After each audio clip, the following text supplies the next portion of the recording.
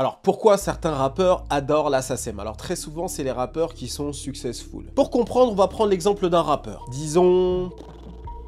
MC Ntaba. MC Ntaba. Donc, MC Ntaba se lance dans le rap avec pour objectif de devenir le GOAT.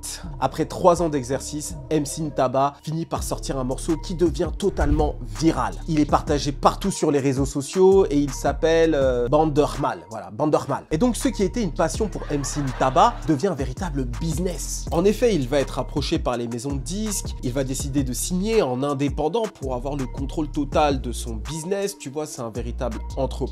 Il va déléguer que la distribution donc de sa musique à la maison de disques, ce qui veut dire que la maison de disques est uniquement chargée de diffuser sa musique sur les plateformes de streaming, faire en sorte qu'elle soit diffusée correctement. Elle est aussi chargée de la production et de la commercialisation des CD dans les bacs, ce qui représente une petite part. Mais bon, c'est pas le sujet. Enfin, MC Ntaba va pouvoir vivre de son art, c'est la consécration pour lui. Et en parallèle de ça, il va donc s'inscrire à la SACEM. Alors, qu'est-ce que c'est la SACEM? Alors, comme tu le sais probablement, la SACEM est un acronyme et ça veut dire la Société des auteurs, compositeurs et éditeurs de musique. C'est donc un organisme de gestion collective qui est chargé de percevoir les revenus liés à l'utilisation des œuvres des auteurs et compositeurs lorsqu'ils sont diffusés en concert, en radio ou alors produites et consommées par le biais d'un CD ou d'un stream. Globalement, lorsque la musique est diffusée sur un lieu public, la SACEM est chargée d'aller récolter l'argent auprès de ces diffuseurs-là pour ensuite la redistribuer. Et donc la mission de la SACEM est de sensibiliser les artistes à la rejoindre pour donner du poids à son catalogue et ainsi mettre la pression aux diffuseurs. Comme je l'ai dit, radio, télé, boîte de nuit, etc.